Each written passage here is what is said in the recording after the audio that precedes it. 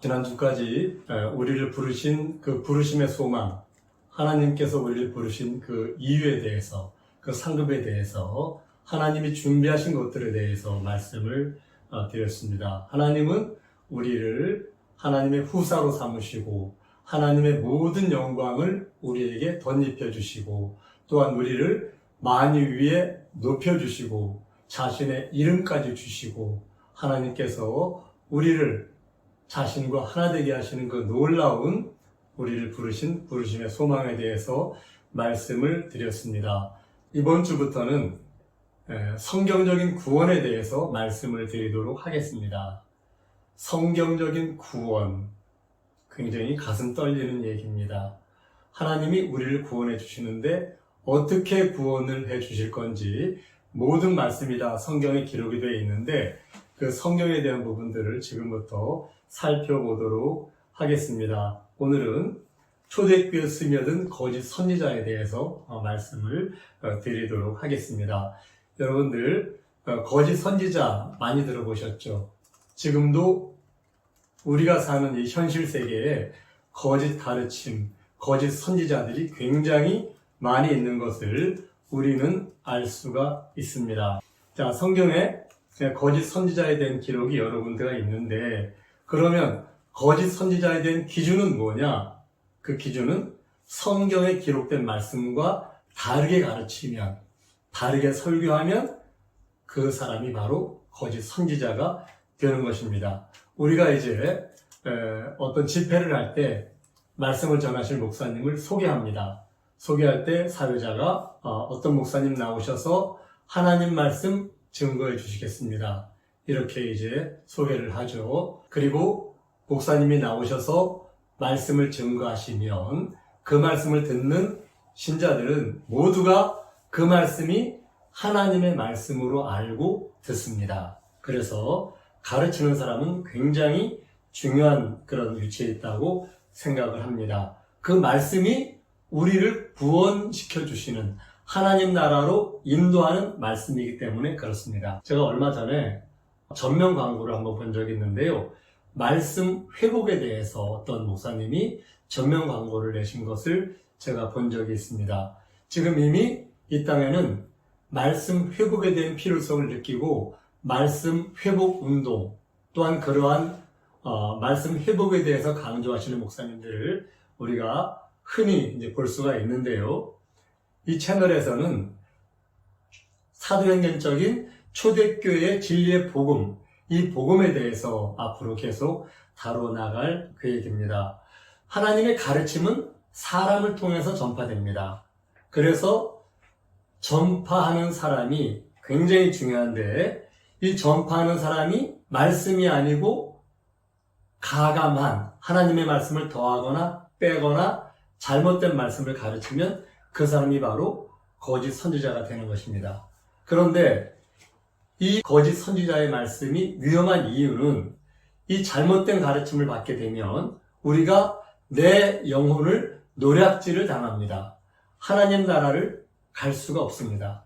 백보자 심판대 앞에 섰는데 예수님이 내가 너를 모른다 그런 말을 들을 수도 있습니다. 만약에 거짓 선지자의 가르침을 받고 그 말씀을 따라서 신앙생활을 했다고 하면 그런데 정말 기가 막힌 것은 이제 그 심판대 앞에서 그런 말을 들었을 때 지금부터는 더 이상의 나를 회복시킬 회개하고 다시 믿을 기회가 없다는 것입니다. 여러분 이를 갈면서 물어보셨습니까? 성경에 보면 울며 이를 간다는 말이 나오잖아요. 얼마나 억울하면 이를 갈면서 울겠습니까? 평생을 그렇게 믿고 헌신하며 그렇게 충성하는 그러한 충성했던 그 교회에서 나에게 가르친 말씀이 거짓된 말씀이었다. 이거 기가 막힌 거 아니겠습니까?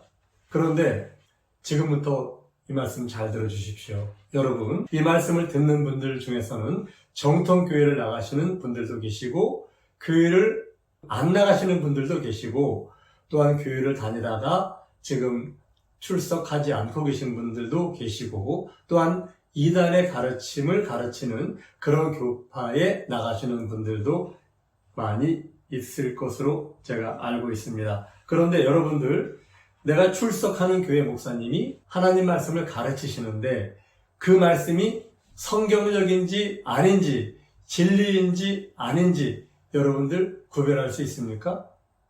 아마 구별하기 굉장히 어려우실 거예요.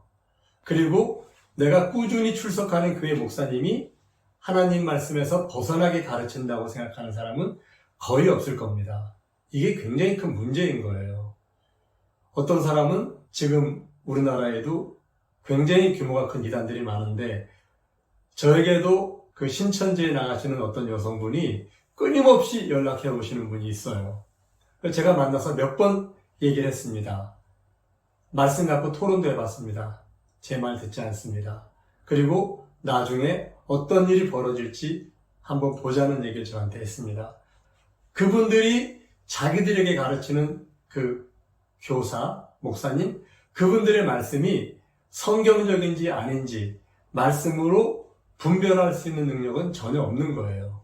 앞으로 이 방송을 들으시는 분들은 하나님 말씀을 가지고 어떤 목회자나 누가 나에게 하나님 말씀을 전달한다고 했을 때 설교를 하는 말씀을 듣거나 부흥집회 가서 말씀을 듣거나 어떤 책을 보거나 이런 책을 보았을 때 그 말씀을 분별할 수 있는 그런 능력이 길러질 것이라고 생각을 합니다. 지금 이 땅에는 거짓 교리, 거짓 가르침, 거짓 신학이 넘쳐나고 있습니다.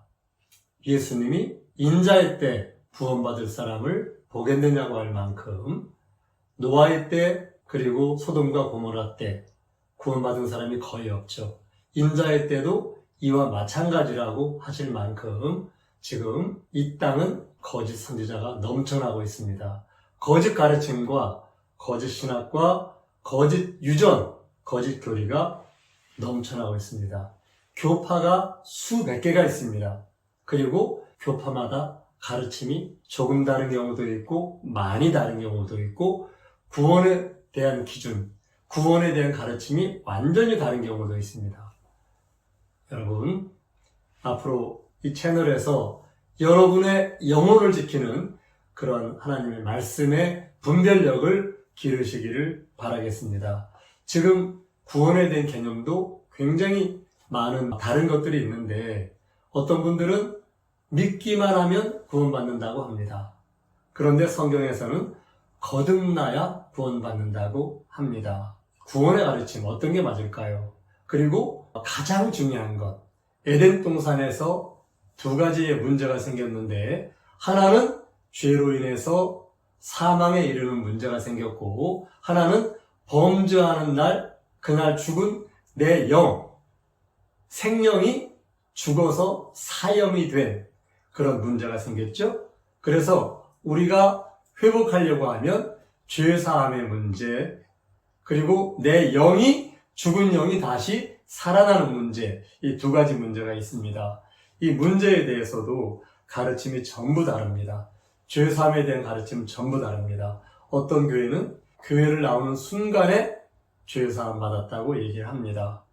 어떤 교회는 침례 받을 때 죄사함 받는다고 얘기를 합니다. 침례도 물을 찍어서 주는 침례가 있고 물에 잠기는 침례가 있습니다.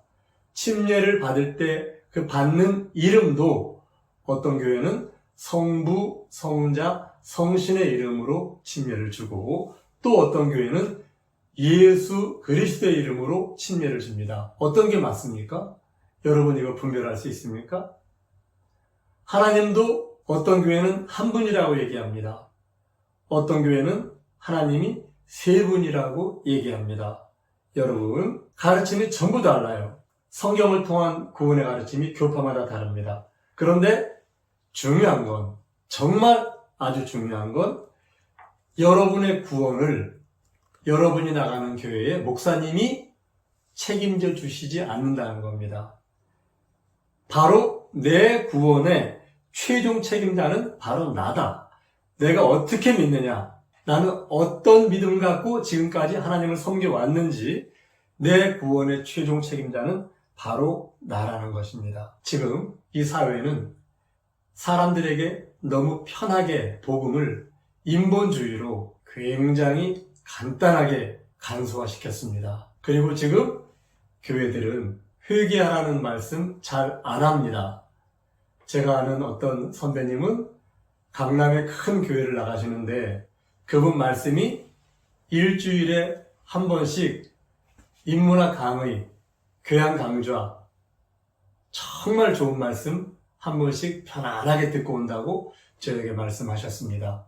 교회에서 진리의 말씀으로 영혼을 살리고 영혼을 깨우고 영혼의 죄 문제를 회개시키는 그러한 설교를 하는 게 아니라 성도들이 듣기 좋은 귀를 즐겁게 해주는 그런 설교를 하는 게 지금의 현실입니다.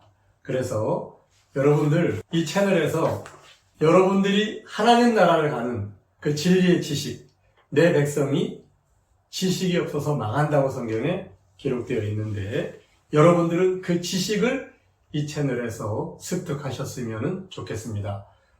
우리 66권 성경의 마지막은 바로 요한계시록이죠. 계시록 22장 마지막을 장식한 가장 중요한 하나님의 당부가 무엇입니까? 그 말씀은 바로 이 말씀을 가감하지 말아라. 더하거나 빼지 말아라. 더하면 이 책에 기록된 재앙을 더하고 빼면 거룩한 성의 참여함을 제하여 버리겠다. 이 말씀을 하고 계십니다. 마지막에 우리가 이 땅을 떠날 때, 죽었을 때 우리를 심판하는 그 심판자가 있는데 우리 예수님은 우리를 심판하지 않는다고 말씀하셨습니다. 다만 그 말씀, 기록된 그 말씀이 우리를 심판한다고 얘기하고 있습니다. 우리가 잘 아는 마태복음 7장에 거짓 선지자에 대한 얘기가 나오죠. 많은 그런 권능을 행하고 귀신 내쫓고 하나님의 일을 엄청나게 멋지게 하셨던 그런 분들, 아마 제가 보기에는 이분들이 대형교회 목사님들인 것 같습니다.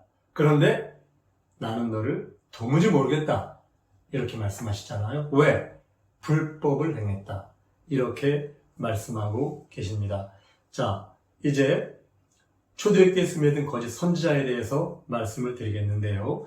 거짓 선지자는 성경에 마지막 시대에도 나오지만 교회가 처음 이제 오순절날 이 땅에 교회가 만들어지고 이 복음이 전파되는 과정에서 벌써 50년대에 다른 복음 거짓 선지자들이 벌써 등장하기 시작을 합니다. 예수님이 제자들하고 감람산에 앉으셨을 때 제자들이 조용히 와서 묻습니다. 주의 임하심과 세상 끝에 무슨 징조가 있겠습니까? 이렇게 물어요. 마태복음 24장의 말씀이죠. 그때 예수님이 말씀하시기를 예수께서 대답하여 가라사대 너희가 사람의 미혹을 받지 않도록 주의하라. 많은 사람이 내 이름으로 와서 이르되 나는 그리스도라 하여 많은 사람을 미혹해 하리라. 마지막 시대에는 미혹하는 일이 굉장히 많이 일어나는데요. 내가 바로 그리스도다. 내가 바로 재림 예수다. 이렇게 와서 미혹을 합니다. 미혹하는 일이 앞으로 굉장히 많이 일어날 거예요. 자, 마지막 시대에 이런 일이 벌어지는데요. 지금 초대교회에도 벌써 다른 복음, 다른 예수, 다른 영을 전하는 거짓 선지자들이 등장을 하고 있습니다. 그러니 초대교회에 벌써 거짓 선지자들이 등장을 했는데 지금 그로부터 2000년이라는 세월이 흘렀잖아요.